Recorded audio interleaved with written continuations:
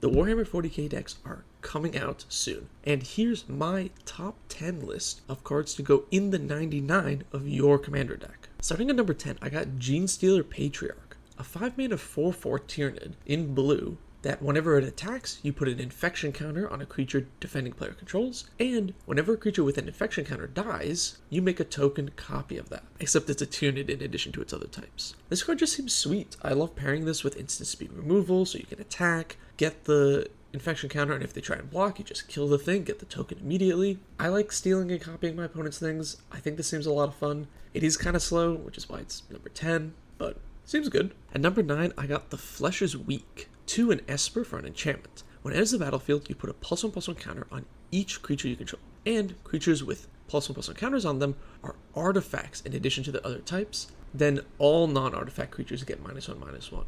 This seems super sweet in any kind of like go wide, artifact-y, tokeny kind of strategy. You know, you pump your team, you make your opponent's team smaller. That's all well and good. I really want to use the second effect. I want to try and turn things into artifacts so I can untap them with Clock of Omens or sacrifice them to Oswald and just do all sorts of general shenanigans with artifacts. I can't wait to test this out in some sort of weird artifact pod deck. At number 8, we got the Great Unclean one, a 5-mana 4/5 that has at the beginning of your end step, each opponent loses 2 life. Then, for each opponent who has less life than you, make a 1/3 demon. This just seems good. Play it in your life gain deck. Play it in your aristocrats deck. It's going to be constantly chipping away at your opponent's life, giving you sacrifice fodder, blockers, all that good stuff. And the blockers help keep your life total up so you don't fall behind and stop getting the blockers. This just seems really powerful. It's a nice value 4/5 that will just sit out on the battlefield and protect you and constantly hit your opponents. At number 7, I got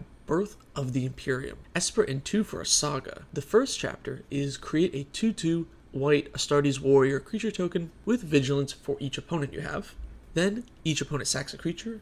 Then draw 2 cards for each opponent who controls fewer creatures than you. This card just seems pretty nuts. Just like every saga, it's kind of slow, but it pretty easily gets you ahead on creatures. And if you're already in any type of deck that wants to go somewhat wide, it's easy to just have more creatures than at least one opponent, if not 2. And if this card draws you 2 cards, it already replaced itself and drew you a card. And if it draws 4, that's card advantage. And if you get the 6, that's nuts. I think this card's pretty powerful and definitely would consider removing it if my opponent played this. Coming in at number 6 is another saga, the first Tyrannical War. Temur in 2 for a 3-chapter saga that says you may put a creature card from your hand onto the battlefield. If its mana cost contains X, it enters the battlefield with a number of +1/+1 counters equal to the number of lands you control. And then the second and third counter both say double the number of each kind of counter on target creature you control. This card's really strong because I actually think, unlike the other sagas, the first mode is kind of all you need, which makes it not very slow. This is just 5 mana, put a creature from your hand into play. Ignoring the X, ignoring the counters, all of that stuff, you can just play this and then immediately go, here's my Blightsteel Colossus.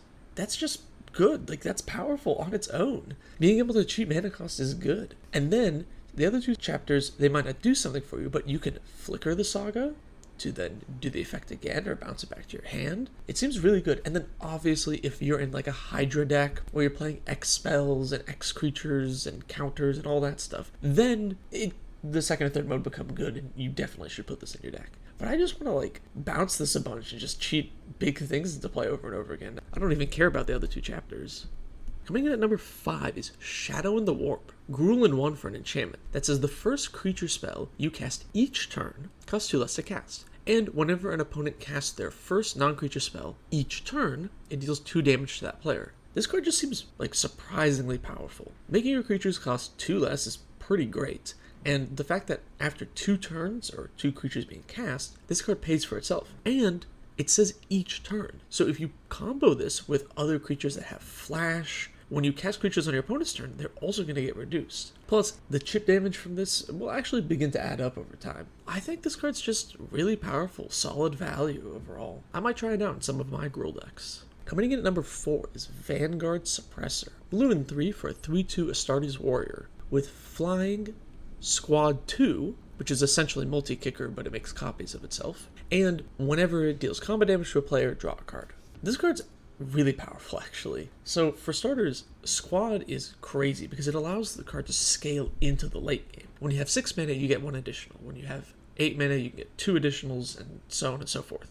Not to mention any type of token doubling synergies to let you make copies of them. But the real reason this card's so good compared to some of the other squad cards is on its base, it's just a good card. As a 4 mana 3/2 flyer that draws a card when it hits, that's just pretty good. Honestly, if this thing gets squatted for like 3, then I'm considering a board wipe right then and there. Coming in at number 3, Necron Deathmark. A 5 mana 5/3 black artifact creature Necron. It has flash, and when it enters the battlefield, destroy up to 1 target creature, and target player mills 3 cards. This is just like an upgraded Noxious Gearhulk.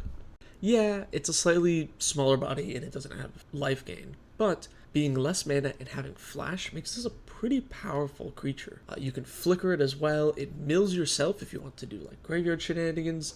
If you're a mill deck, I suppose you can mill an opponent. It just fits in so many things. I'm probably going to play it in a bunch of decks. It just seems good, honestly. If you're playing the Black Gearhulk in some other deck, maybe consider switching it out for this. Alright, number 2. Ultramarines Honor Guard. 3 and a white for a 2/2 Astartes Warrior. Squad 2 and other creatures you control get +1/+1. This card, I don't think it's like super interesting or nuanced.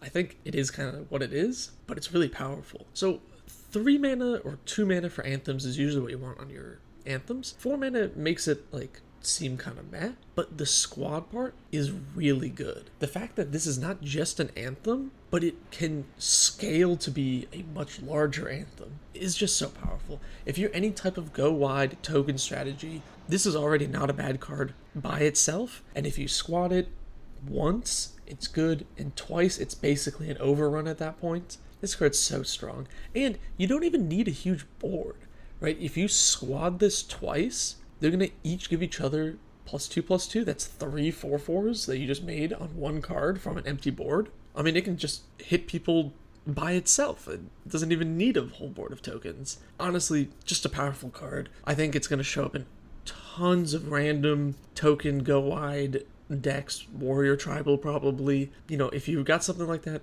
throw it in there. And my number 1 pick for best card in the 99 is Toxicrene. 3 and a green for a creature tiered 2/4, reach, death touch, and all lands have tap, add 1 mana of any color, and lose all other abilities. This card's just nuts. It's a blood moon essentially, but it doesn't mess with color fixing, so you can play this sort of blood moon effect in your multicolor decks and still turn off utility lands. Yeah, it doesn't hurt like 5 color decks the same way Blood Moon does, but it now means that your multicolor decks just have this ruination effect almost. And Commander is full of absolutely busted lands. I even made a little video about some of the best lands. You can take a look at it here. I'll put a card up there. And being able to turn off like Inventor's Fair, Gaia's Cradle, cards like that, and turn them into just tapping for 1 mana and not doing anything else is incredibly powerful. There are so many decks that really do rely on or use their lands as part of their win condition, and this can shut them down. And then on top of all of that, the fact that it does all of these things and just has 2 relevant keywords makes it just a good creature. It's just a death touch blocker. It's really obnoxious to deal with. You don't want to swing into the player with a reach death touch creature. And it's a 2/4, so any small flyers would just get eaten up by this thing. Honestly, all in all, super powerful. If I was gonna tell somebody to get 1 card to put in their decks from the set, it would be exactly this. Honestly, I think it's CDH playable. It's just all around super busted. So that's my top 10 list, and I want to hear from you. Like, is there anything else non-legendary from the set that you think should have been on this list? Something I'm missing? Anything on this list that I'm rating too highly? Let me know in the comments below. Thanks for watching. Subscribe for more.